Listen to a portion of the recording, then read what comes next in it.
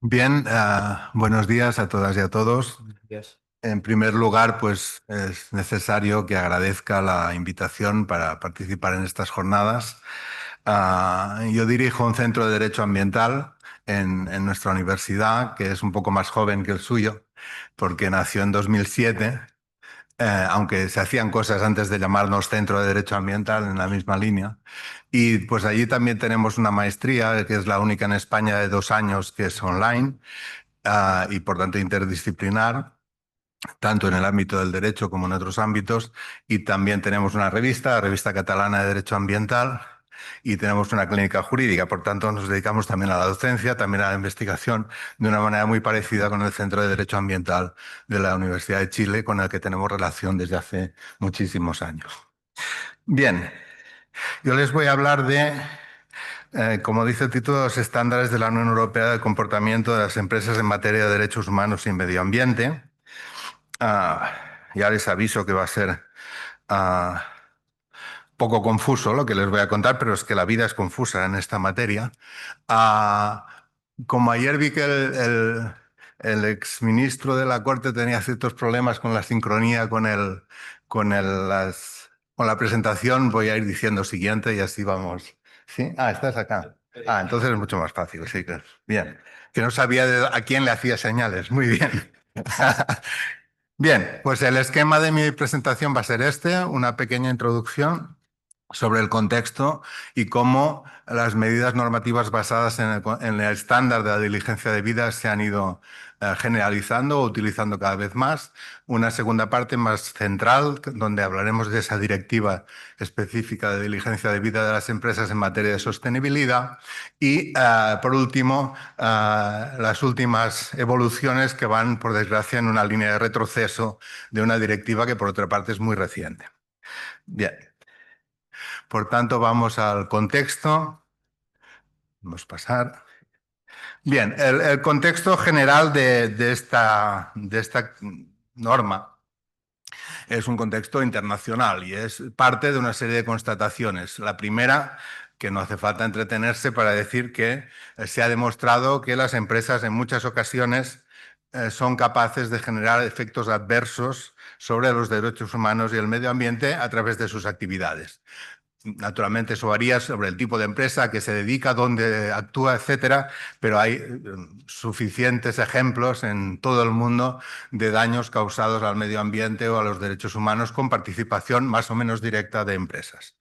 Por otra parte, aunque en 2011 se adoptaron los principios rectores de Naciones Unidas sobre empresas y derechos humanos como un documento en principio de asunción voluntaria por parte de las empresas, en la práctica se ha constatado que hay muy pocas empresas, un porcentaje muy pequeño, que aplican esta norma o este código voluntario, podríamos decir, sin estar obligadas a ello, ¿no? Por tanto, la tendencia en distintos países, especialmente en Europa y sobre todo por la presión de las organizaciones sociales, que llevan muchos años reclamando que las empresas están sujetas a normas obligatorias en esta materia, pues ha hecho que poco a poco algunos países hayan empezado a adoptar leyes en materia de comportamiento de las empresas, en materia de derechos humanos y medio ambiente. Y eso ha motivado que en el marco de la Unión Europea haya habido nuevos desarrollos que se han acelerado desde 2017 para acá. En la Unión Europea se han debatido o se están debatiendo propuestas de leyes en muchos países, en Europa en general, no solo en la Unión Europea, pero leyes generales, no leyes específicas sobre sectores, sino leyes generales en materia de comportamiento de las empresas se han adoptado en 3 países, en Francia, en Noruega y en Alemania, en los años de 17, 21, las otras dos en el 21. Pero ha habido debates en Suiza, en Austria, en países nórdicos, en otros países nórdicos, etcétera, incluso en España. Por ejemplo, en cuanto a la ley francesa, que es la más antigua, ha habido un caso en que no ha terminado bien para los demandantes, pero que hacía referencia a un suceso en que se implicó a la empresa francesa Suez, que se ocupa de agua, básicamente, en la zona de Osorno, donde hubo una contaminación de las fuentes del agua potable y durante varios días las comunidades no tuvieron acceso a agua potable y eso llevó a una demanda en el marco de esta ley francesa en Francia, aunque terminó mal para los demandantes por cuanto, bueno, según el tribunal se confundieron de la empresa que tenían que demandar, lo cual parece una tontería, pero no lo es cuando estas empresas se mueven en un entramado de empresas que cada una se ocupa de algo y uno no sabe muy bien a quién dirigirse. Pasamos. Vamos a hablar de diligencia de vida. Diligencia de vida es un concepto conocido en el mundo del derecho, en otros ámbitos, en el ámbito mercantil, por ejemplo, en el ámbito civil, y que indica pues, un buen comportamiento para evitar daños, digamos, no queridos, ¿no? En las actividades que se hacen. Lo nuevo aquí es aplicarlo al ámbito de medio ambiente y derechos humanos. La diligencia de vida no es más que una metodología que pretende facilitar a las empresas el cumplimiento de sus obligaciones en estas materias. Y por otra parte, es una metodología muy flexible que se adapta al contexto del país, al impacto potencial de las empresas según la actividad, según dónde operan. También admite distintos niveles de exigencia, se puede referir a más derechos, a menos derechos, se puede referir a más empresas, a menos empresas, por tanto hay distintos niveles de exigencia. Entonces vamos a ver cómo en el marco de la Unión Europea, ya centrarnos, ahora les voy hay tres pantallas que son normas, pero simplemente enunciadas para que vean que la debida diligencia no ha empezado ahora, pero que se ha acelerado como estándar de comportamiento en el marco de las normas de la Unión Europea, en las materias que nos interesan. Hay un primer bloque de normas que se refieren a normas sobre transparencia y divulgación de la información. Antes de estas normas, las empresas estaban obligadas sobre todo a dar información sobre su gestión financiera a la Unión Europea. Pero desde 2019 hay normas que les obligan a dar información a ciertas empresas más grandes, no solo sobre las cuestiones de su gestión financiera, sino sobre cómo se comportan en materia de derechos humanos y de medio ambiente. Se basan en unos formularios que van siendo cada vez más extensos y más detallados en cuanto a la información que se les pide. Empezó con este reglamento de 2019 sobre divulgación de información relativa a sostenibilidad en el sector de servicios financieros. La norma más importante es la directiva de 2022 en cuanto a la información sobre sostenibilidad y después el reglamento del 2020 sobre que es el que se conoce como reglamento de la taxonomía, que se refiere a un marco para facilitar inversiones sostenibles. Les recuerdo que las directivas y los reglamentos son normas igualmente obligatorias en la Unión Europea, pero que el reglamento es como una ley, por tanto se publica, se aprueba en la Unión Europea y ya los estados tienen que limitarse a aplicarla. En cambio, la directiva es un tipo de norma que establece unos objetivos a cumplir y establece un mínimo de aspectos que hay que regular. Y por tanto los estados tienen un margen después de tiempo para transponer, para integrar esos objetivos y esas normas en su ordenamiento interno como mejor les parezca, siempre que cumplan con los objetivos de la directiva. Otro bloque de normas que es un bloque centrado en normas comerciales, es decir, no dejar entrar o restringir el acceso al mercado de la Unión Europea de determinados productos por determinadas causas, ¿no?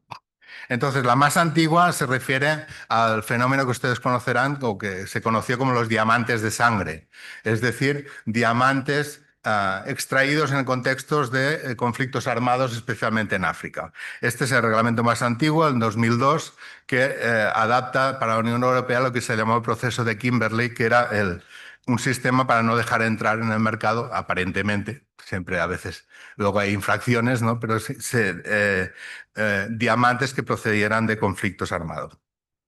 En 2010 se adoptó otro reglamento, en este caso para prohibir la entrada en el mercado de la Unión Europea de la madera obtenida ilegalmente. Es decir, madera ilegalmente, no madera obtenida legalmente. Por tanto, dependería del país de origen y de sus leyes el alcance práctico de esta restricción. El tema de los minerales se ha renovado en 2017. Aquí empezaremos a ver que hay muchas normas que siempre tienen la idea de la diligencia de vida detrás. En este caso, el reglamento de 2017 amplía la cuestión de los diamantes a otros minerales, a otros varios minerales que también son extraídos en contextos de conflictos armados. Pasamos a las normas más recientes, 2023, muy importante, el reglamento sobre la prohibición de entrada en la Unión Europea de productos que hayan generado deforestación o degradación forestal. Aquí ya no estamos hablando de madera obtenida ilegalmente, sino de productos que han generado deforestación y degradación forestal en su lugar de origen. Y se trata básicamente de 6 productos, de los que siempre cuando digo la lista me olvido alguno, pero son el ganado vacuno, la soja, el cacao, el café, el caucho y me falta uno, como siempre. Pero es igual, ya saldrá. Hay la madera, por supuesto, la madera. Y sus derivados. Por tanto, solo se centran en estos productos, pero ustedes saben que son productos que tienen mucho que ver con la deforestación, esos productos que he citado. 2023, reglamento sobre pilas y baterías y sus residuos. Para importar pilas y baterías también se establecen unos requisitos de debida diligencia respecto a la forma en cómo se han elaborado y los impactos que han tenido. Y el último, más reciente, 2024, prohibición en el mercado de la Unión Europea de productos realizados con trabajo forzoso, con trabajo esclavo, podríamos decir, ¿no? Entonces, fíjense que esta suma de normas van introduciendo restricciones cada vez más muy concretas a las empresas que quieren introducir productos en el mercado de la Unión Europea. Esto, claro, tiene efectos extraterritoriales, lógicamente, ¿no? Vamos ya al objeto principal de nuestra sesión, que es la Directiva de Diligencia de Vida en general, no para madera, no para deforestación, no para trabajo esclavo, sino de manera general. Esta es una directiva que se ha estado trabajando muchos años, como siempre ocurre en la Unión Europea, con una tramitación muy complicada que tuvo distintas fases. Para que se apruebe una directiva se necesita el acuerdo de las 3 instituciones de la Unión Europea, la Comisión, el Consejo de la Unión Europea y el Parlamento Europeo. Y normalmente cuando se llega a un acuerdo entre las instituciones luego se aprueba. Pero tan complicado fue en este caso que, a pesar de que hubo un acuerdo en diciembre del 23, en el último momento el Consejo, que representa a los gobiernos de los estados, se echó para atrás y no aprobó la propuesta que había acordado con el Parlamento y con la Comisión y impuso en la práctica al Parlamento una versión menos ambiciosa de la directiva, que se aprobó finalmente, y la directiva se aprobó el 13 de junio de 2024, perdón. Se publicó el mes de julio de 2024 en el Diario Oficial de la Unión Europea. Pero, y aquí les avanzo la tercera parte de mi intervención, en febrero de 2025, o sea, hace nada, la Comisión ha anunciado una propuesta de reforma de varias normas, entre las cuales unas reformas importantes de esta directiva. O sea, fíjense, una directiva de 2024 que todavía los estados no han incorporado a su ordenamiento interno y que ya va a ser reformada previsiblemente a lo largo de este año o de los próximos 12 meses. Vamos con segunda parte, por tanto, de la directiva. Les voy a presentar pues, los aspectos con cierto detalle, el contenido de la directiva tal como está vigente ahora. La primera cosa que nos interesa es a qué empresas va a afectar. Aquí, naturalmente, había un margen de maniobra. El Parlamento pretendía que se aplicara al mayor número de empresas posibles y los Estados miembros al menor número de empresas posibles. Al final, la cosa quedó de esta manera. Afectará a las grandes empresas que tengan más de 1.000 personas trabajadores y más de 450 millones de facturación anual en 2 años seguidos. Esto se hace además de manera escalonada en la directiva, de manera que se empieza por las empresas de más de 5.000, después de más de 3.000, año a año, hasta llegar a las de más de 1.000. Y estos son empresas de la Unión Europea, pero también se aplicará a las empresas de terceros países, o sea, que no tengan su sede principal en la Unión Europea, pero que operen en la Unión Europea, y eso es solamente en función de su facturación en la Unión Europea, a partir de 450 millones de euros, también de manera escalonada. La Comisión Europea calcula que con estos criterios la directiva se aplicará a unas 6.000 grandes empresas de la Unión Europea y a unas 900 de fuera de la Unión Europea. Por tanto, las empresas más pequeñas, las de menos de 1.000, que son la gran mayoría de las empresas en todos los países, ¿no? Pero también en la Unión Europea, en principio quedan fuera, salvo, como veremos, si son parte de la cadena de valor, de la cadena de suministro de esas grandes empresas. Una pequeña empresa, una mediana empresa que no llega a este nivel, pero trabaja exclusivamente para una gran empresa que sí está incluida, pues tendrá que dar explicaciones también de su comportamiento a esa gran empresa, porque esa gran empresa tendrá que darlas de su cadena de valor. Siguiendo con el alcance. ¿Qué dice la directiva de lo que se tiene que preocupar la empresa? La debida diligencia, ¿a qué se aplica? Pues según la debida diligencia de estas empresas obligadas, grandes, se refiere tanto a los eslabones anteriores de la cadena de valor como a los eslabones posteriores. Eslabones anteriores quiere decir diseño, extracción, abastecimiento, fabricación, transporte, almacenamiento y suministro de materias primas, productos o partes de producto y el desarrollo del producto o del servicio. O sea, todo lo que hay antes de lo que hace la gran empresa. Y eslabones posteriores, distribución, transporte, almacenamiento, etcétera. No incluye el tema de los residuos, por ejemplo, pero sí todas.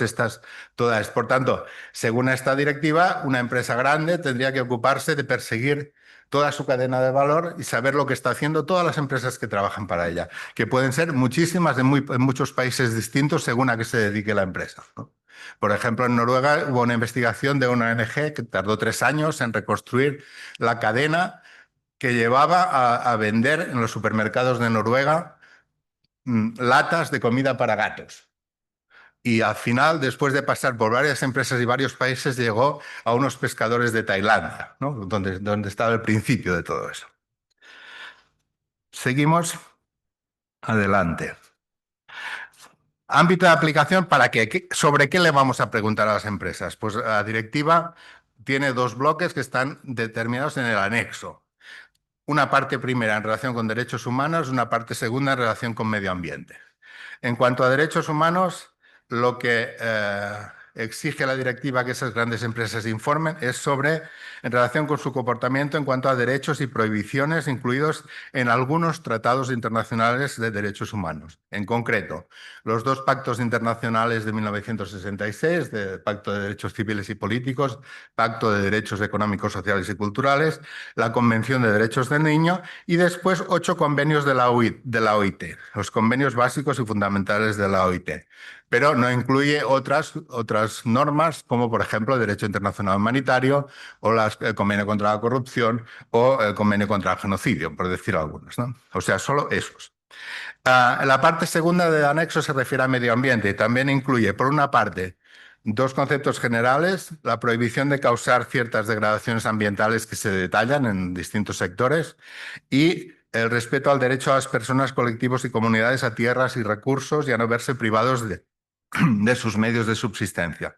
Pero aparte de eso, el anexo detalla una serie de tratados de los que las prohibiciones y obligaciones que contienen también están incluidas en la directiva. Y ahí hay una serie de tratados bien conocidos en el ámbito del medio ambiente, como puede ser el Convenio de Diversidad Biológica, el Convenio CITES, el Convenio de Minamata sobre el mercurio, el Convenio de Estocolmo sobre contaminantes orgánicos persistentes, el Convenio el Protocolo de Montreal sobre capa de ozono, en fin, tienen ahí la lista. No están todos, desde luego, no está el convenio de Aarhus ni el de Escazú, no está el convenio de París, por ejemplo, sobre el cambio climático, pero sí hay bastantes convenios internacionales. Vamos adelante. ¿Cómo se concreta en la directiva la obligación de diligencia debida de las empresas para dar cuenta de lo que sucede en su cadena de suministro en relación con estos derechos y obligaciones que existen en el ámbito internacional? Bueno, pues las cosas que tiene que hacer la empresa se resumen en estos 5 puntos. Primero, tener una política de diligencia debida basada en el riesgo de vulneración. O sea, la empresa tiene que decir: yo voy a tratar de evitar efectos adversos que se deriven de mis actividades sobre los derechos humanos y el medio ambiente. Y por tanto, punto 2, ¿cómo lo hago? Pues hago una evaluación de riesgos. Lo que tengo que hacer es, en función de a qué me dedico y en qué países opero, hacer una evaluación para detectar los efectos adversos reales que estoy generando ya y los potenciales que puedo generar a través de mis actividades. No es lo mismo una empresa minera que una empresa que editorial, por ejemplo, ¿no? No es lo mismo trabajar en Noruega que trabajar en los territorios palestinos ocupados. Es decir, depende de muchas cosas los riesgos que cada empresa puede generar, ¿no? Entonces, tercer paso: una vez tenemos esa evaluación de riesgos, adoptar las medidas adecuadas para prevenir esos riesgos o para mitigarlos si se produce, si se transforman en efectos adversos. Punto 4, cuando hay efectos adversos reales, eliminarlos. Y punto 5, cuando haya habido efectos adversos reales, repararlos. Pero ahí, ojo, porque la directiva no obliga a las empresas a repararlos en todos los casos, sino solo aquellos daños que hayan causado por sí mismas estas grandes empresas o hayan participado directamente en ocasionar estos daños. No si el daño ha sido causado solamente por una empresa socia, digamos, comercial.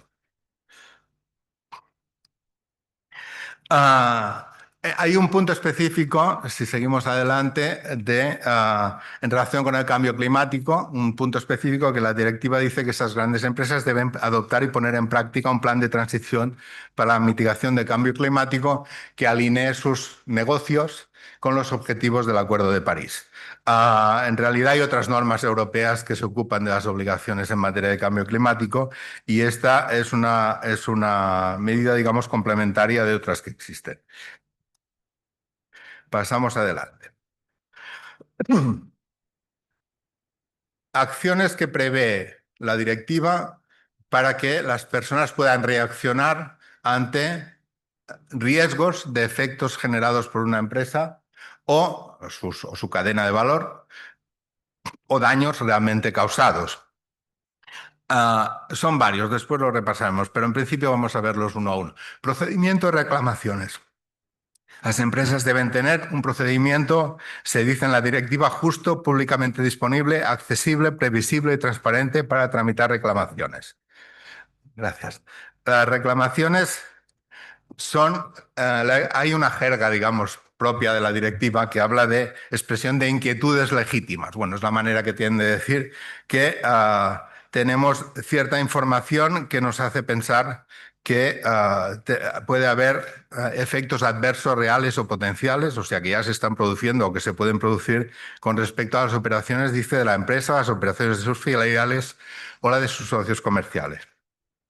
¿Quién puede presentar esta reclamación? Según la directiva, personas físicas o jurídicas afectadas, pero también organizaciones y defensores de derechos humanos, sindicatos, representantes de los trabajadores de las distintas empresas y organizaciones de protección del medio ambiente. Otro mecanismo, cuando no hay motivos digamos, tan sólidos para hacer la reclamación, pero si hay indicios o si hay cierta información preocupante, entonces se llama un mecanismo de notificaciones. Digamos que es más suave que el de las reclamaciones. Y aquí se dice que es un mecanismo por el que personas y entidades, cuando dispongan de información o inquietudes en cuanto a efectos adversos reales o potenciales, pues podrán dirigirse a la empresa, en ambos casos, para notificarle eso que conocen o que les han dicho que sucede. Siempre en ambos casos, tanto en reclamaciones como en notificaciones, se guardará la confidencialidad de quienes hacen las comunicaciones o las notificaciones o las reclamaciones. Otra cosa importante del proceso de debida diligencia es que no puede quedar solamente en manos de la empresa. Es decir, la empresa no puede hacer eso que hemos dicho que tiene que hacer, detectar los riesgos, hacer un plan de medidas para prevenirlos y luego evaluar cómo ha ido todo eso. No lo puede hacer solo la empresa, sino que tiene que ser de una manera participada con grupos de interés. ¿Qué grupos de interés? Pues según la directiva, en las fases principales, detección de riesgos, planes de acción preventiva o correctiva, respuestas a efectos adversos y reparación de efectos adversos, las empresas deben consultar con las partes interesadas, que son esas que aparecen ahí. Empleados de la empresa y de sus filiales y socios comerciales, sindicatos y representantes de trabajadores, consumidores y otras personas, colectivos, comunidades o entidades cuyos derechos o intereses puedan verse afectados, instituciones nacionales ambientales y de derechos humanos y organizaciones de defensa del medio ambiente. Por tanto, en estas fases distintas del plan de diligencia debida, hay que dar acceso a esas personas para que lo validen, para que participen y vean, y sea por tanto un plan consensuado hasta cierto punto. Siguiente punto, autoridades nacionales de control. De momento nos hemos referido a acciones ante la empresa, notificaciones, reclamaciones. Pero la directiva establece que cada Estado miembro tiene que designar una o más autoridades de control para la directiva. Estamos ante un procedimiento administrativo en este caso. Determina por cada Estado miembro quién va a ser la autoridad de control, y esa autoridad de control se ocupará de las empresas que están registradas en su territorio, con domicilio social en ese Estado miembro, o en ciertos casos con las empresas externas a la Unión Europea, cuando sea el Estado donde tienen su sucursal o su mayor volumen de negocio, porque posiblemente operarán en distintos Estados de la Unión Europea.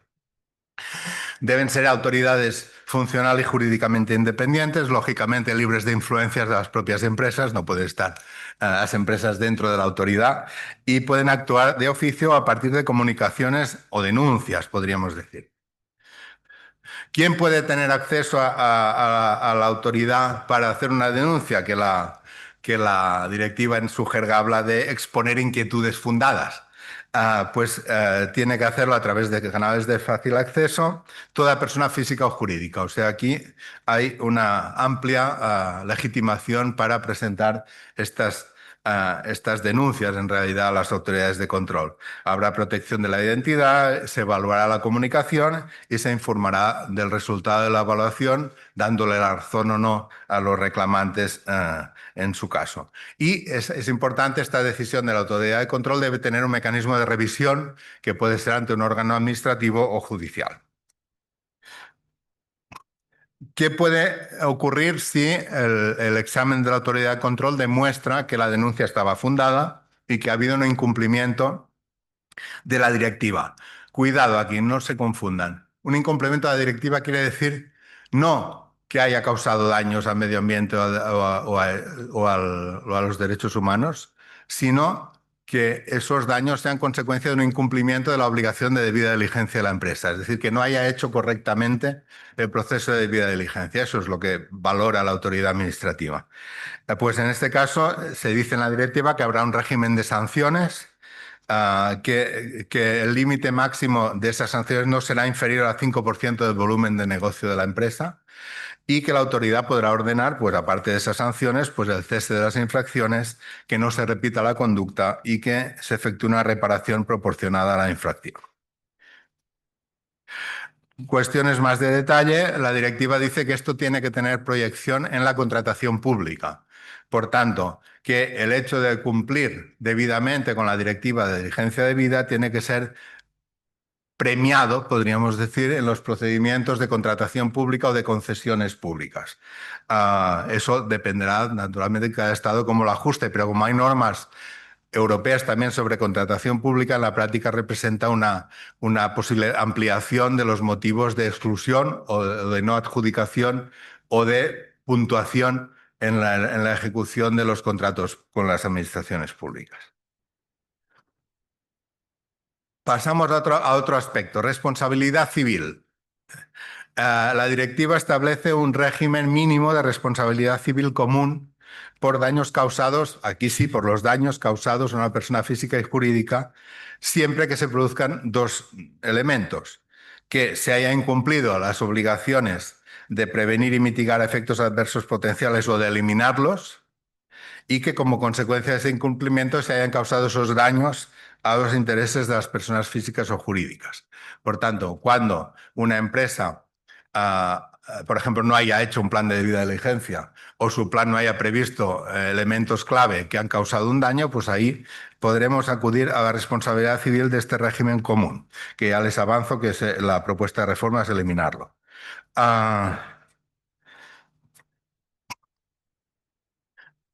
La responsabilidad civil es limitada solamente cuando el daño haya sido causado únicamente o por la empresa o conjuntamente entre la empresa y sus socios, pero no por los socios comerciales por su cuenta. Ese nivel de daños no va a ser responsabilidad, no va a generar responsabilidad civil de la empresa. Y, por tanto, serán responsabilidades civiles distintas. Es importante retener que en la Unión Europea existen normas comunes de responsabilidad civil, pero que no cubren todas las posibilidades, porque es a partir de normas en relación con la jurisdicción de los tribunales o la ley aplicable en el ámbito civil. Y después cada Estado miembro tiene su régimen de responsabilidad civil que es distinto. Tienen en común algunos aspectos, los de las normas europeas, pero luego tienen distintas opciones. Y la directiva lo que no hace es limitar que los estados puedan tener normas más favorables para reclamar la responsabilidad civil que las que se prevén en la directiva. Podemos pasar a la siguiente. Lo que sí prevé la directiva son unas normas específicas de armonización, podríamos decir, que antes no teníamos y que son importantes. Una es que el plazo de prescripción de la acción civil no deberá ser inferior a 5 años. Por ejemplo, en España ahora es de 1 año y en 1 año es muy poco tiempo para armar una demanda civil por hechos ocurridos en un tercer país. No solo ya por problemas de jurisdicción de los tribunales españoles, sino por la cuestión de las pruebas, por la cuestión de las traducciones en el caso de que se trate de un país con lengua distinta, en fin. En 1 año no se prepara una demanda civil o no se prepara en condiciones. Por tanto, esta es una norma importante.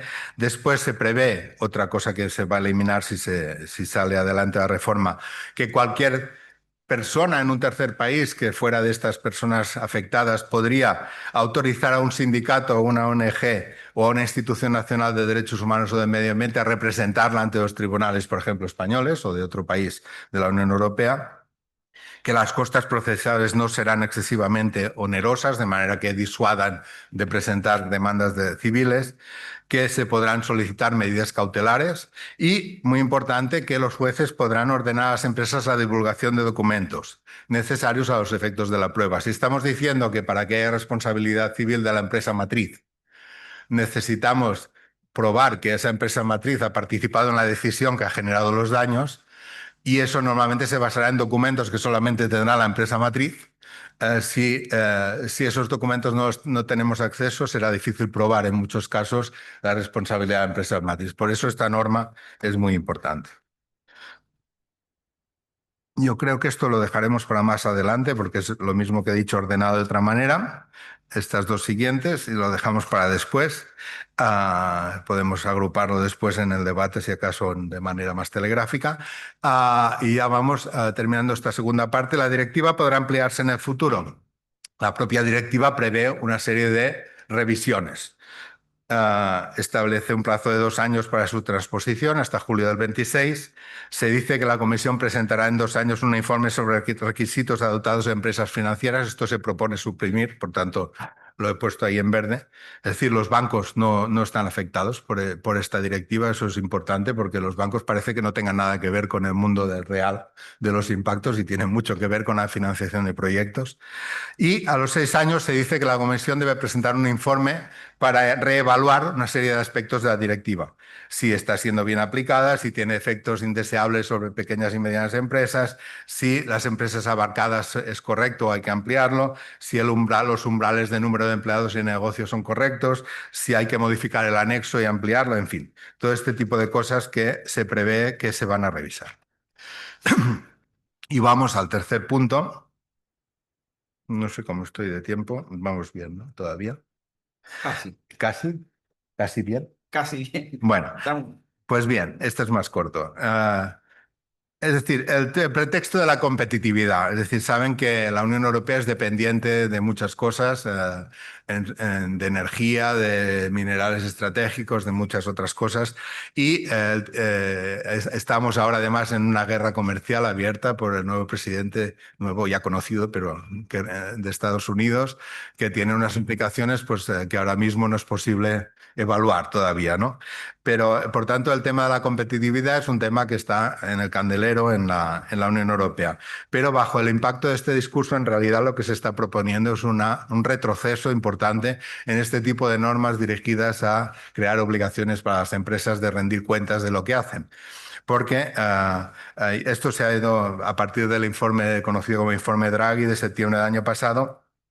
La Comisión Europea ha elaborado dos comunicaciones que son, digamos, documentos programáticos de lo que piensa hacer. El primero se titula Una Europa más simple y más rápida, y la otra se anuncia el paquete de propuestas para simplificar las normas e impulsar la competitividad. Esto se adopta en el marco de una propuesta ómnibus, que quiere decir, como sucede, supongo, también en Chile, me imagino, pero en muchos países, que se aprovecha una única norma para modificar a la vez muchas otras normas y en un solo trámite, digamos, modificar varios aspectos de manera transversal, aunque no tengan que ver todos con el mismo tema, ¿no? Entonces, la Unión Europea ha presentado este proyecto de simplificación. La idea básica es que hay que descargar a las empresas de tanto informe, de tanta burocracia, pero en realidad esos informes tienen que ver con el contenido que se exige de comportamiento a las empresas. Perdón. Esta propuesta afecta a estos ámbitos, a información, a la taxonomía, a distintas cuestiones, pero también lo que nos interesa aquí, a la Directiva de Diligencia de Vida en materia de sostenibilidad. ¿Qué cambios se proponen en la propuesta normativa que ha presentado, en la primera propuesta que ha presentado la Comisión Europea en febrero de 2025? Pues, en primer lugar, se amplía el plazo de transposición para los Estados un año más, a julio del 27 y no al 26 como estaba previsto.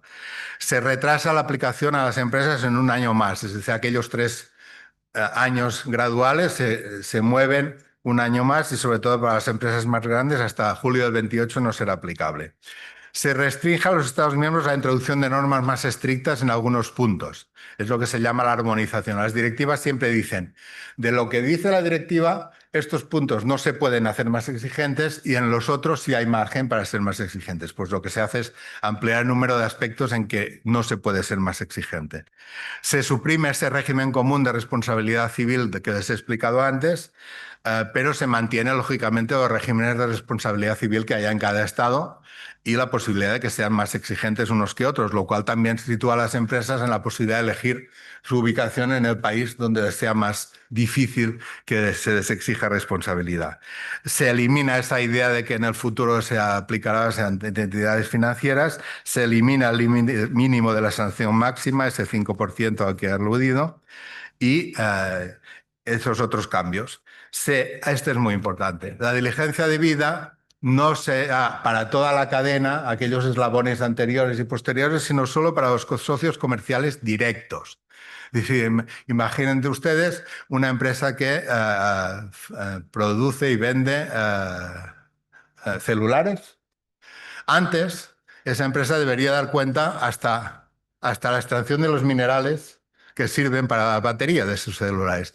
Ahora se limitará a tener que dar explicaciones sobre quién le vende la batería, que puede ser una empresa, que será el socio directo, ¿no? Eso, por tanto, el alcance de las obligaciones varía sustancialmente. Se limita la cantidad de información que las grandes empresas pueden solicitar a las pequeñas. Se reduce el concepto de partes interesadas, ya solo quedan, de todos aquellos que he dicho, se eliminan las autoridades nacionales de derechos humanos, de medio ambiente, y quedan trabajadores, comunidades y personas afectadas solamente. Y, en fin, algunos otros cambios menores. En cuanto al nivel de armonización, es decir, eso que no se puede tocar, que no se puede ser más exigente, donde antes había algunos párrafos del artículo 8, 10 y 11, ahora se añaden el 6 y el 8 enteros, muchos más párrafos del artículo 10, del artículo 11, del artículo 14, aunque la directiva permite que los estados sean más exigentes en otras disposiciones que no son esos artículos. Por ejemplo, en el anexo, por ejemplo, en el número de empresas afectadas. Ahí sí hay margen para que los estados vayan más allá. Y ya termino, paso directamente a la siguiente, que es la última, que es la de las conclusiones.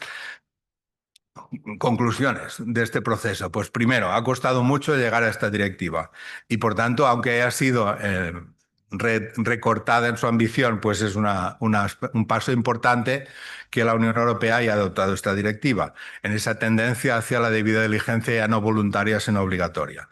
Afectará a esas 7.000 empresas que tiene prevista la Comisión, pero también a las filiales de estas empresas y a sus socios directos. Por tanto, tendrá efectos extraterritoriales. Si una empresa chilena trabaja prácticamente de manera exclusiva para una gran empresa de estas que estén afectadas en la Unión Europea, tendrá que dar explicaciones, ¿no? Si es su socio directo, no si está más abajo en la cadena de suministro.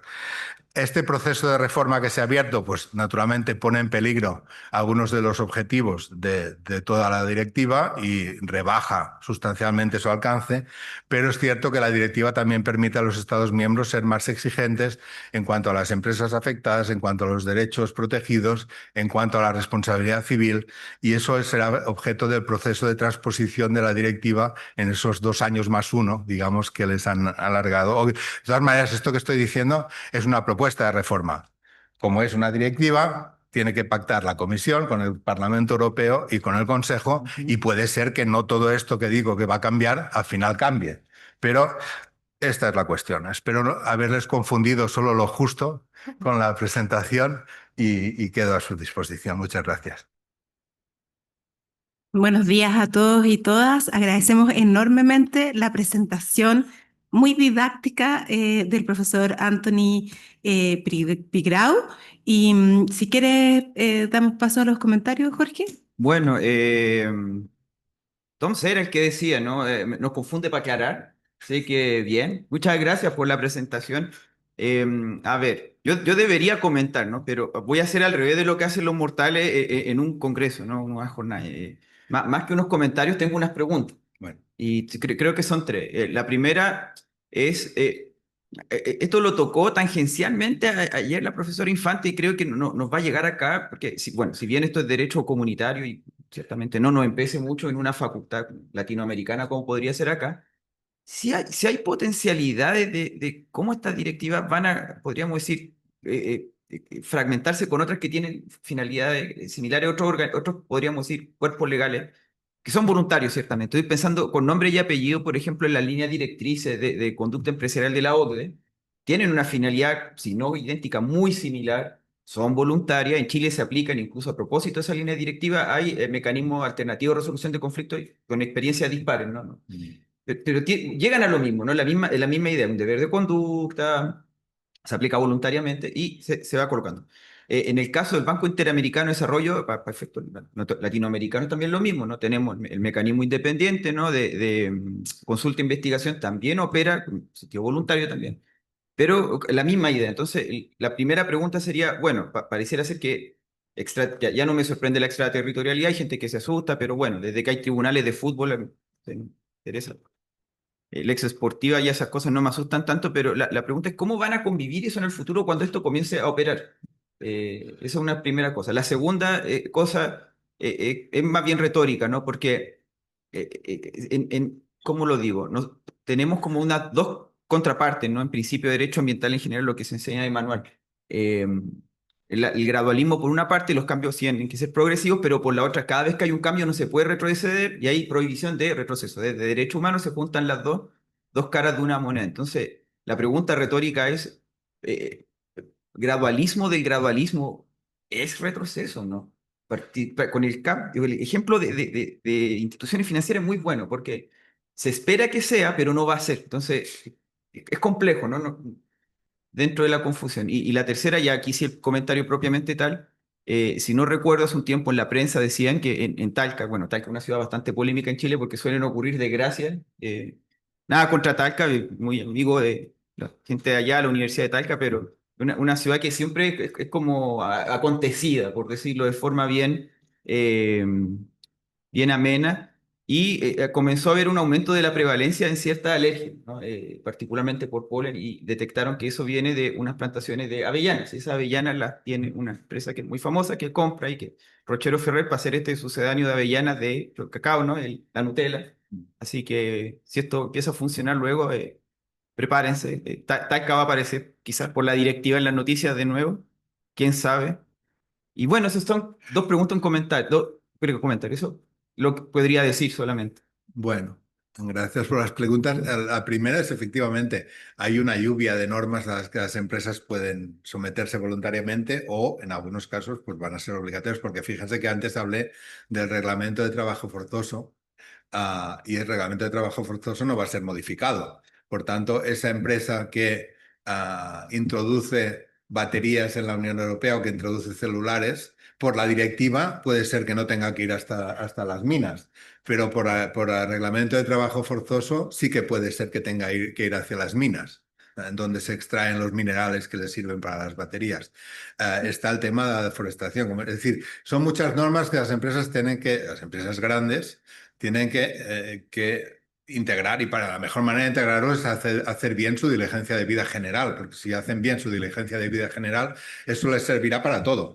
Les servirá para los reglamentos de trabajo forzoso, para la deforestación, para la directiva general, para las normas de la OCDE. Es decir, lo mejor que pueden hacer es dedicar esfuerzos, presupuesto y personas en su equipo para hacer bien el ejercicio de detectar los riesgos y los planes de prevención de riesgos, los planes de reparación. Si eso lo hacen bien, en general, en función de su actividad, eso les va a servir para todo. Ya. Si lo van adoptando sectorialmente, les quedarán huecos ahí.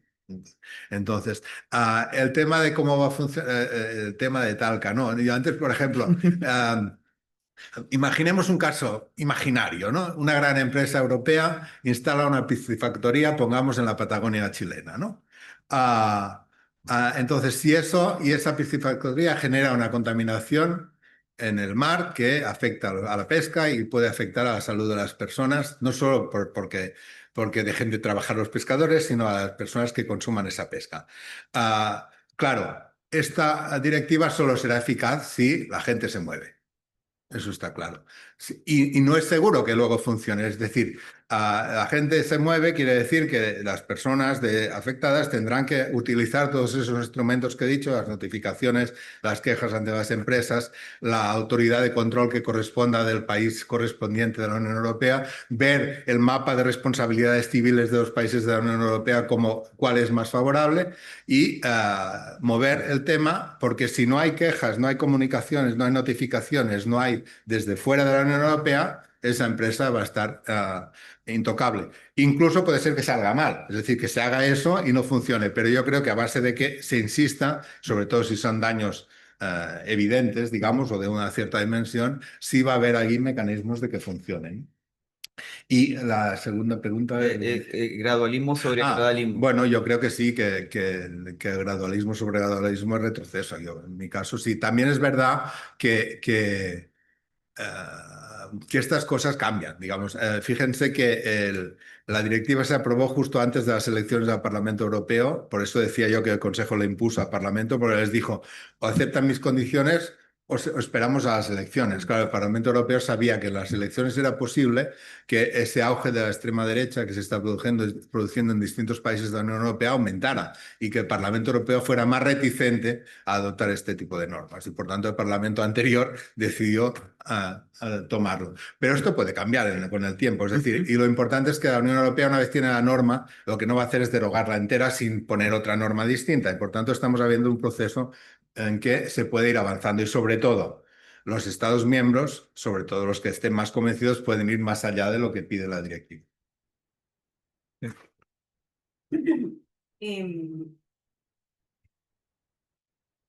Yo quisiera comentar y preguntar. Comentar quizás desde una perspectiva más escéptica en el sentido de esta normativa de la directiva de la Unión Europea y sobre todo los procesos de transposición en los estados, ¿no? Entonces, yo escucho esto, digo, wow, tiene algo, ¿no es cierto?, de un modelo de compliance. Usted habló muchas veces de prevención, ¿no es cierto?, de las evaluaciones, de que tienen que haber, en el fondo, evaluaciones que además involucren otros actores, y todo parece, ¿no es cierto?, que va a depender de qué es la debida diligencia, ¿no?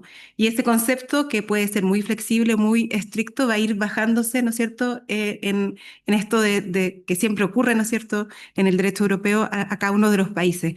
Y si bien vemos que se le va a dar un año más, quisiera como que usted nos comentara, y quizás tomando la directiva de daño ambiental, cómo han sido esos procesos y se han logrado, porque también veo un poquito como de superposición en esta directiva versus lo que podría ser la directiva europea de daño ambiental, que ya lleva muchos años y no necesariamente ha sido efectiva y exitosa. Entonces, un poco eso, ¿cómo lo ve usted?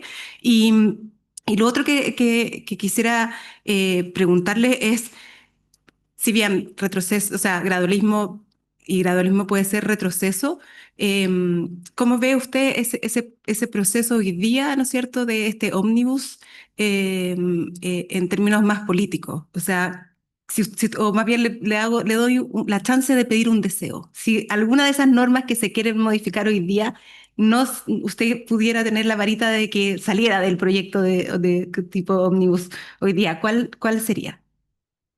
Pues empezando por el final, empezando por el final, yo salvaría la directiva esta, que ya nació un poco recortada en su origen.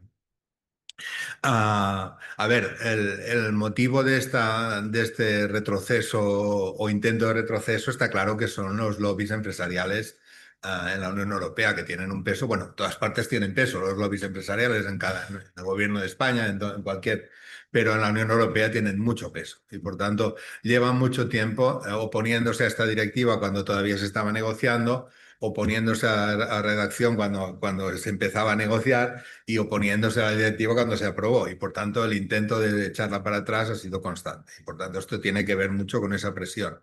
En todo el proceso de preparar esta propuesta ómnibus se ha consultado solamente a las empresas.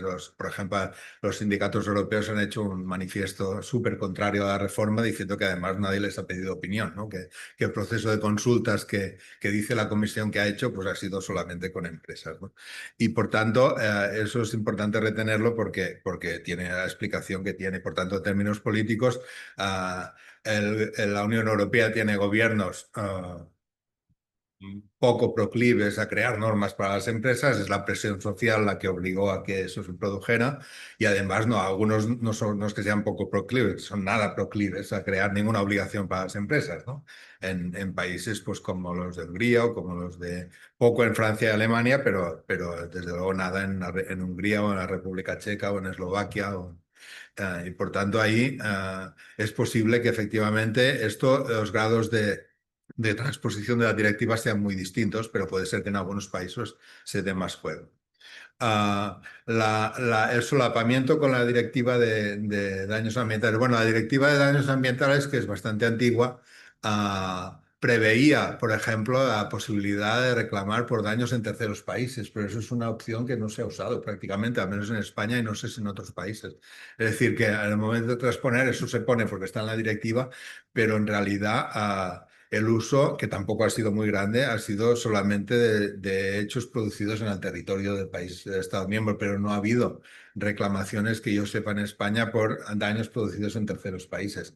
Entonces, yo creo que lo importante de esta directiva es que tiene claramente esa voluntad de llegar a la cadena de suministro, veremos hasta dónde queda recortada, pero que tiene afectación en terceros países, insisto, siempre y cuando desde las víctimas o desde los afectados en terceros países haya movimiento, que hay una cosa importante que se propone suprimir, y lo he dicho de pasada, que es que las afectados en terceros países puedan designar a sindicatos o entidades del país, por ejemplo, de España, para que los representen.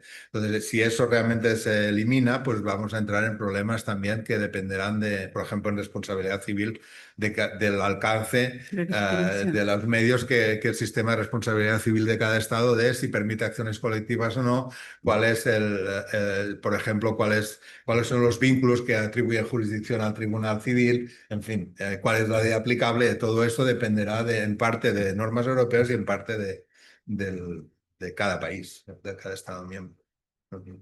Me quedo solo con la idea del concepto de debida diligencia. ¿Cuánto la directiva le da contenido o cuánto va a hacer en la transposición individual de los Creo que la países? directiva le da un contenido mínimo y que los estados no pueden ir más allá.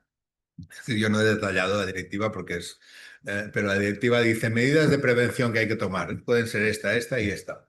Medidas de mitigación, pueden ser esta.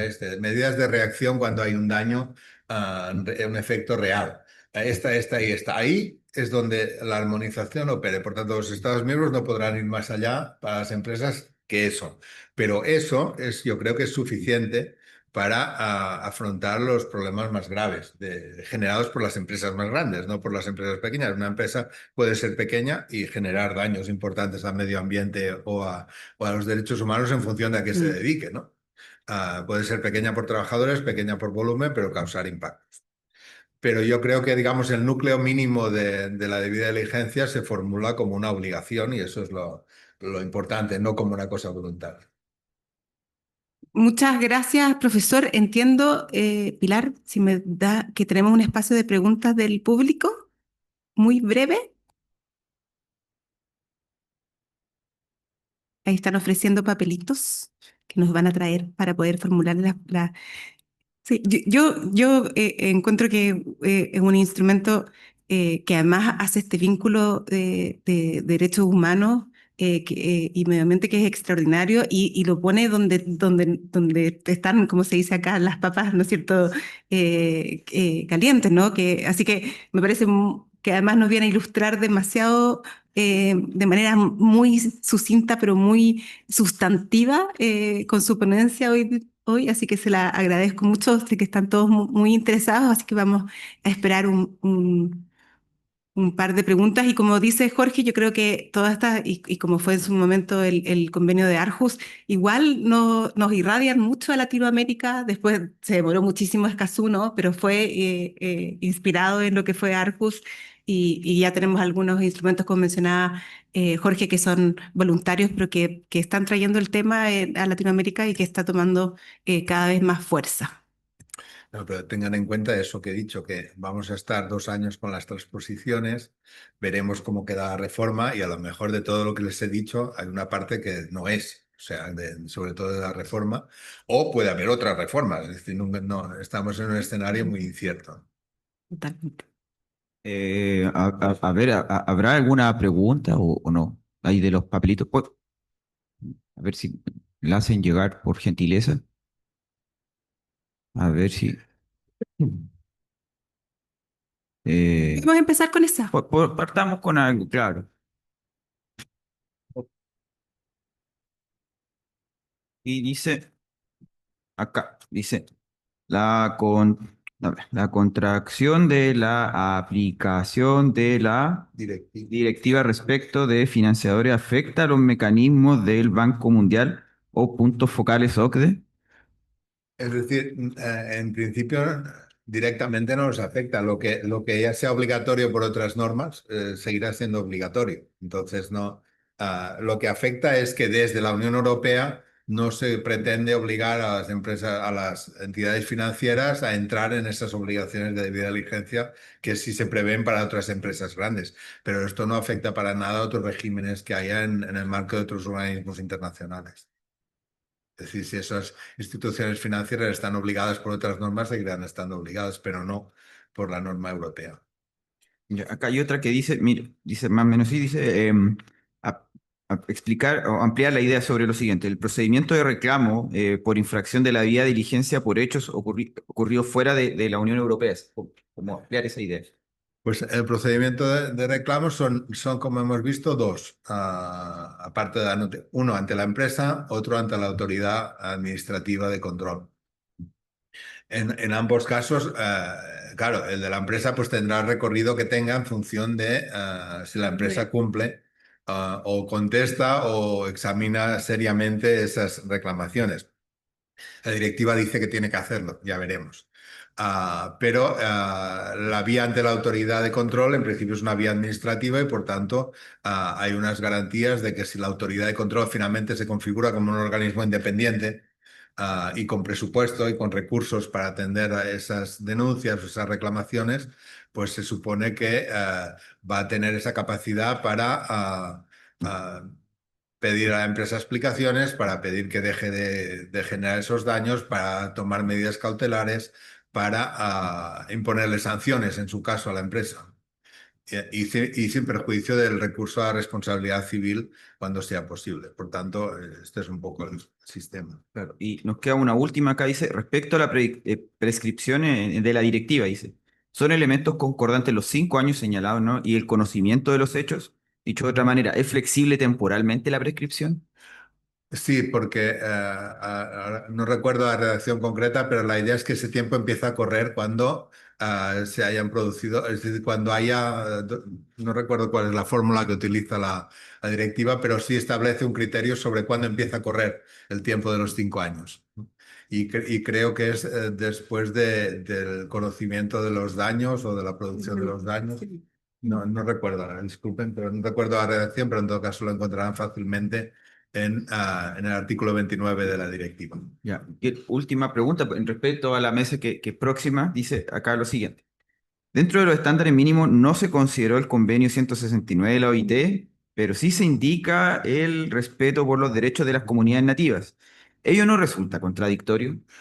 No, porque el respeto de los derechos de las comunidades nativas se incluye en la parte de medio ambiente y no en la parte de derechos humanos. Es decir, efectivamente, el convenio de 169 de la OIT, no, en derechos humanos solo son los pactos, la Convención de Derechos del Niño y esos 8 convenios básicos y fundamentales de la OIT.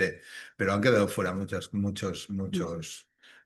Por ejemplo, todo el derecho internacional humanitario aplicable a los conflictos armados, que es un tema de desgraciada actualidad casi siempre, pero en especial en estos últimos meses en Palestina, por ejemplo, pues eso no está contemplado.